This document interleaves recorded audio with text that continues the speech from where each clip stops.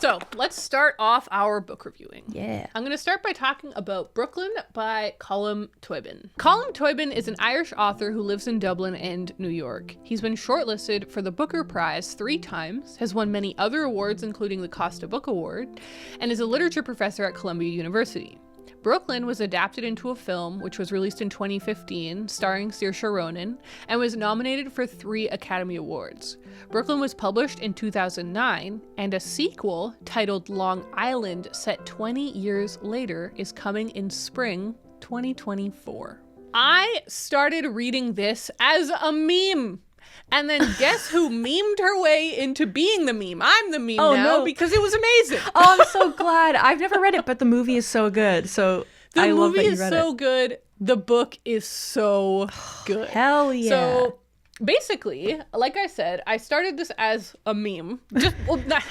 Meme is a liberal word now, but I got it on my e-reader actually because I was like, haha, I'm going to Brooklyn. Yeah. Maybe I'll read Brooklyn. Good one, Ariel. Hilarious. But then by the time I got to New York, to Brooklyn, I probably read like 50%. I was like a little over half. Like it reads pretty quick and I was really enjoying it. So I was reading a lot on the airplane, reading a lot at the airport with all of my delays. So I was like, I'll just keep reading then. And so I just started, I like really got into it. And then while I was in Brooklyn, I didn't get, or in / New York, because my friends live in Brooklyn. So that's why I was staying there. While I was there, I didn't have that many opportunities to read, but I did find a few. And then on the way home again, I basically finished it. That's awesome. And then I like just read the last little time. I was literally at 90% when I got back to Canada. So I just finished off that last little bit. And I really enjoyed it. So that's why I picked up a copy of Brooklyn while I was there, because I was like, okay, I'm here. I should get it while I'm here. Yeah. But everywhere I went didn't have it. They were all sold out, which I guess makes a bit of sense. But also I feel like they should have more of like, it's kind of, it's sort of like a merch item, right? Like it's a tourist. Yeah, you would think they'd have like a New souvenir. York section and that would like be part always of it. Be in it, but it was actually kind of hard to find. Like every bookshop that I went to, they didn't have it, and eventually, thankfully, I found it. And that's a cool copy. I've never seen that cover. I know. I'm glad that they didn't have the movie tie version. They had the kind of official, what it looked like when it came out cover. Okay, so I had seen the movie when it came out and really loved the movie, and I've rewatched it quite a few times since because I think it's a really great film. I always think in my head whenever I think about that film, I'm like, Tony. The way everyone says Tony in that movie is just hilarious to me.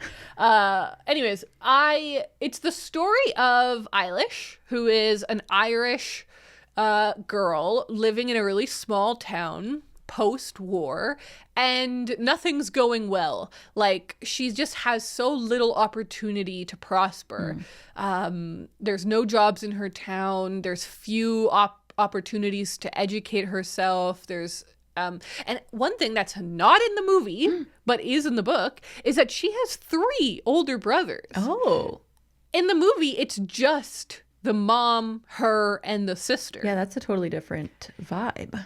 In the book, it's her mom, her sister, and her living in the house, but she has 3 brothers who have moved to England all over the last few years to find work. And it adds a layer of the desperation a little bit. You're like, oh, okay, like literally everyone she knows and loves has had to leave the small Irish town, like including her brothers that they all love so much had to leave. And her brothers, especially one brother, is kind of a character in the book. Like she writes to him and thinks about him almost as much as she does her sister, which is interesting. Yeah. Okay. But basically you see that this is the reality of the situation. Like you probably have to leave this Irish town in order to try and prosper, make something of yourself. And so her family set up with a priest who lives in Brooklyn for her to get a visa to go to America. And while she's in America, she can find a really good job. She can go to a college and get bookbinding, little Freudian slip there, bookkeeping qualification, and then like become a bookkeeper and work in a real office and prosper, right? It is it's so interesting because it's like, it is about the American dream. Yeah. It's about going to America and trying to make something of yourself. But then you also have this character, Eilish, who like kind of doesn't want to be in America. She likes Ireland a lot. She loves her little town. She loves her family. She really doesn't want to go. Yeah, so but she's also kind of like, no, you are right. Like, I'm not doing much here. So it's a heartbreaking story because it's like this concept of home versus opportunity. And do you just stay where you are because you like the people that you're with and you have grown to love a town, but you have literally no chance to do anything. Whereas she goes to Brooklyn, it's kind of the opposite. You're gonna have to start from scratch and build a family and build friends, and that can be really hard and isolating, especially in a time when Irish people like went through a lot of suffering and were not considered full people in America. Like there's a lot of anti-Irish hate, and so she's like, I'm going to a place that kind of is hostile towards me, but I could make it work. And she does. She goes to college and she like gets a diploma so that she can be a real bookkeeper, and she works in cool shops. But then there's also this whole element of like the glamour of it is really, really a cool element to the story, because she's like over in America and she's starting to like buy cooler clothes, and like she gets access to these nylons that like they don't have in Ireland and stuff, and they are sending this, and she sends stuff back to her family, and when she returns, everyone's like, oh, you're wearing sunglasses. What the hell is that? Like, you're so cool. And so it's just really a beautiful story. And I really fell into it. I didn't think that I would. I honestly thought I would read the first few chapters and then would be like, I've always meant to read this book, or I've always been curious about this book because I like the movie, but it turns out this isn't for me. But the exact opposite happened. I was like, wait, I didn't expect to fall in love with this, but I'm so invested in Eilish, and she's not a perfect character. She's not a bad character, but she's not particularly a good character either. Like she's just very human, which I think is why the book was so good. Yeah. Because you're like seeing great things that she does, and you're like, that was a brave moment, and that was an important moment, and I'm glad that she did that. But she also has all of these weaknesses where you're like, why did you do that? That was a shitty thing to do. You should not have done that. I will say I felt that the ending was a little bit rushed, and that actually the movie did the ending better, I think. Okay. Like it didn't like extend it, but it just showed us a little bit more in a way that like wraps it so much better, in my opinion, and was like a little bit more satisfying. But there was also a couple of really like key moments in the movie that I really loved that were not in the book. Oh. And I was like, oh, wow, that's so interesting. Like Nick Hornby did the screenplay for Brooklyn. I didn't know that. And I was like, Nick Hornby actually, I think, added some things that were improvements, like really made some poignant points and metaphors. And I don't think this is a spoiler. You can't really spoil this movie. It's just about a girl who goes on a boat. Do you remember near the end, like in the movie, she's going back to Brooklyn like for the second time, and now she's kind of mature, and she's the like woman who knows what's going on. And she meets a young Irish girl, and you have this like beautiful passing of time moment where she's like, okay, wait, I had an older person help me when I came. Now it's my job to help you, and we're all gonna help each other. That is not in the book. And that to me is one of the most powerful moments in the movie. And so there's a couple of moments like that where I was like, wow, okay. So it was very interesting to read the book and contrast it to the movie. I really enjoyed it, and it was fun walking around Brooklyn, and actually some of the street names on here, I'm like, hey, we're on the street that her shop was on, or whatever. I love that. That's beautiful. Well, I think that's a perfect transition into one of the things that I didn't exactly read. A Tree Grows in Brooklyn by Betty Smith. Oh my God. I thought we should talk about this.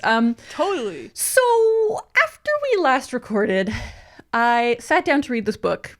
Yeah. And decided I didn't feel like reading it anymore. Whoa. How far into it were you? I was about 25% into it, I want to say. Like I read a big chunk of it. And I wanted to talk about it because I do think that it's a good book that lots of other people will like. So I did kind of want to hype it up. It just wasn't for me. But one thing about the book that's really fun is that the main character she's a young girl she's like 11 years old, and she loves reading. She loves making up stories, and like her dream is to be a writer. And so I know that a lot of people love that. Like that's obviously a great great thing for a main character for people who love books. So that's the main thing.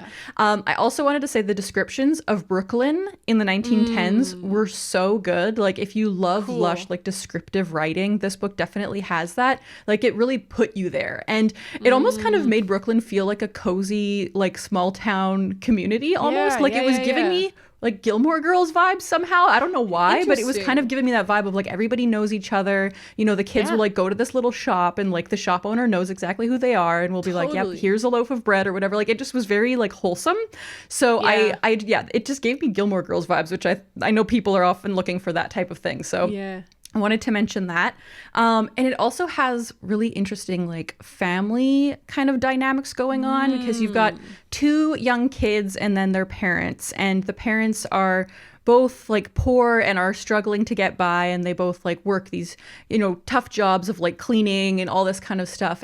But then the father has a drinking problem. He develops a drinking problem like as the kids are growing up. But the daughter, like the main character, she loves her dad so much, even though he has all of these faults, and like the mother is maybe the more like upstanding person, but she loves her dad so much, even though he's maybe not the best parent to her. And so I thought that was like a really interesting aspect of the book, is like her mom, you know, basically does everything for her, but she's maybe not as nice as the dad. And so the dad is just like her hero. And so that was really interesting. But the reasons I didn't like it and didn't want to continue reading it is, one, I thought the book was way too long. I feel like it kind of meandered a lot. And it's kind of a plotless book, which is fine. We love plotless fiction. But the problem is I feel like it didn't have anything else to kind of back up the plotlessness.